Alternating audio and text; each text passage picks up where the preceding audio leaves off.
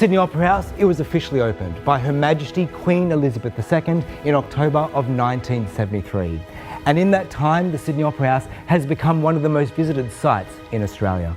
The Sydney Opera House has a global recognition factor of around 4 billion people. Wow. That equates to roughly 2 out of every 3 people on the face of the earth. They recognise the iconic shape of the Sydney Opera House.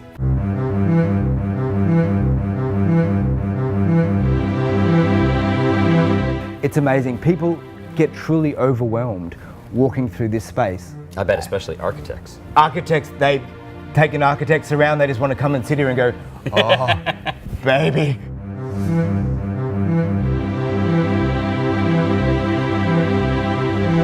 Okay, so obviously we got concrete on the inside, but Indeed. on the outside is not. Well, the whole roof is covered in ceramic roof tiles from Sweden. There is 1,056,006 individual roof tiles that cover the whole Sydney Opera House. Now, instead of climbing up and individually placing each tile, one after the other, up to 1,056,006, they tiled each one of those panels or lids down on the ground. Then they used a big crane, picked up each individual panel section and locked it into position.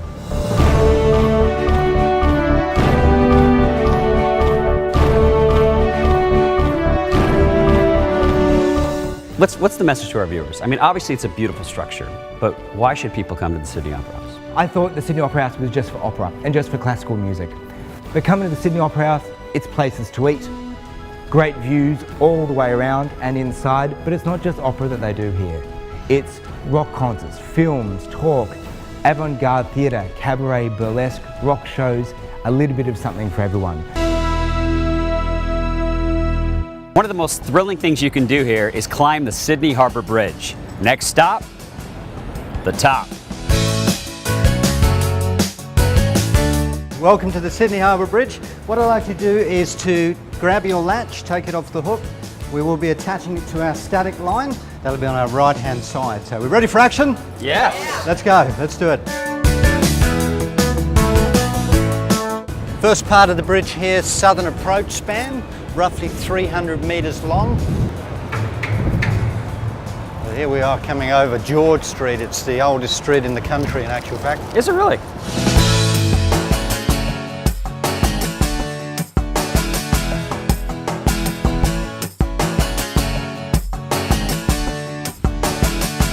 That's quite a climb. Brilliant. That's a fun little climb right there, straight up. Everybody gets the same thrill that you do on the bridge, Jono. And you get to do it several times a day. We do. We get to do it up to 3 times a day. You've got to be fit and ready to go as a climb leader. You're looking fit, man.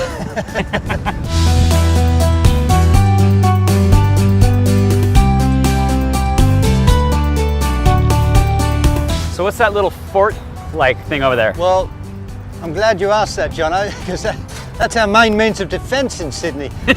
Fort Denison, roughly 155 years of age.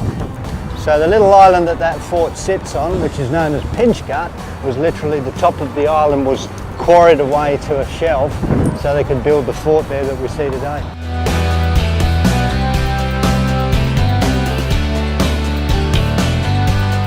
See lots of other people climbing the bridge. How many people come through this every day? A record-breaking day, we'll see 1,800 people, and big numbers. It's the thing you've got to do when you come to Sydney, as you can see, Jono. You've got views of the whole of Greater Sydney, right out to those Blue Mountains, right down to the Southern Highlands, out to the Tasman Sea, part of the South Pacific. How good is this? Australia is laden with beautiful creatures, and I'm not just talking about the humans. Today we get up close and personal at the Cairns Tropical Zoo.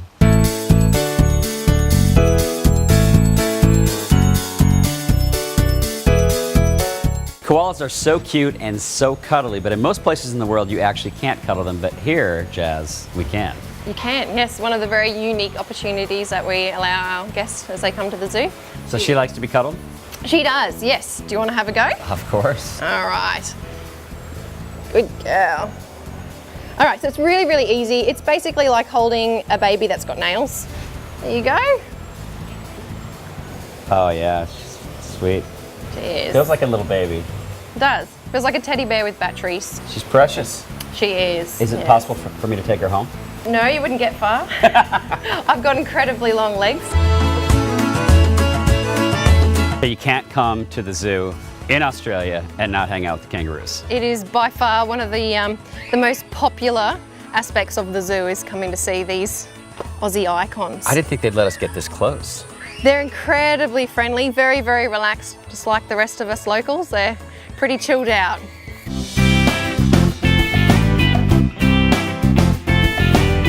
This bird kind of scares me. The cassowary, probably the most dangerous bird in the world, am I right? Potentially, yeah. Basically, they run at you. They can run up to about 60 kilometres an hour, and they'll run at you and strike with either their chest and or their foot. Now there's a baby around that we can actually kind of get close to. Yeah, we can get close to him. He's not so much a baby anymore, more of a sub-adult, but we can still get quite close to him, yeah.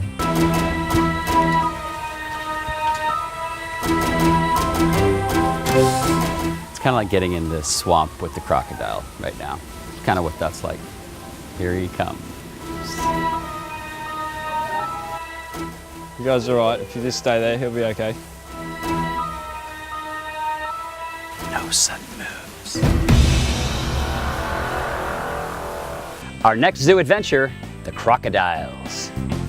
Throughout the world, guys, we have 23 species of crocodilian. Now here in Australia, guys, we are lucky enough to have 2 of those species. Those bumps along his back there basically help to break up the surface tension of the water, allowing these animals to be a mere 15-20 centimetres below the surface and move right up into position. Now you might see if we can get the big fella out for you today, guys, so you can have a bit of a better look at him.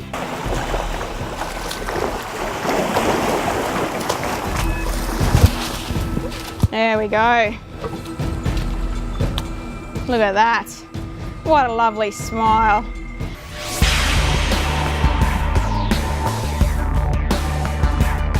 What a special day. Thank you, Jazz. This was awesome. We do have one last surprise, one character who would love to have a cuddle with you. Bring it on. Come on over, honey.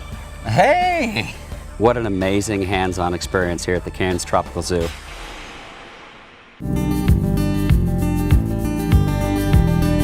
It's quite a more unique way of viewing the reef, that's for sure. This is cool. Yeah. Look, the Great Barrier Reef, you're actually looking at about 350,000 square kilometres. There's hundreds of different types of fish. And I'm really impressed with these little, look like stick-like features. They're called staghorn coral, the branchy ones. But the reason why they differ in colour, it comes down to an organism called zooxanthellae. There's just amazing colours in this reef. Sunlight does depend as well.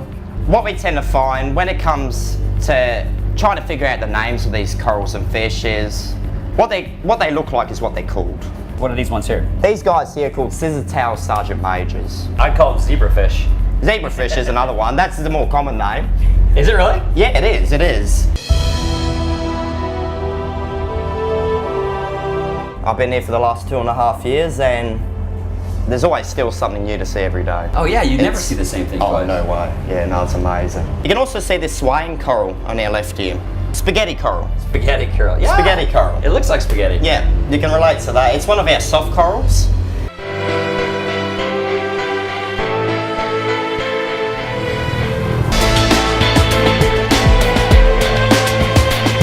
Let's snorkel the Great Barrier Reef.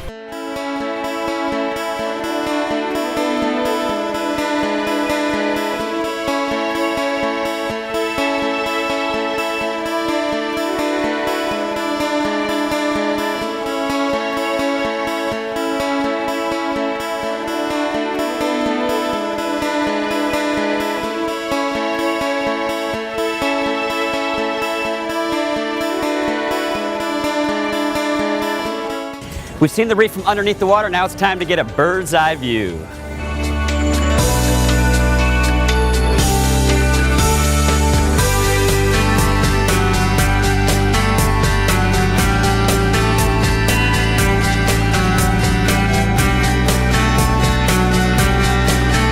The reef itself made up of about 2,900 separate reefs, along with sand cays and islands, stretches to 1,500 miles along the Queensland coast.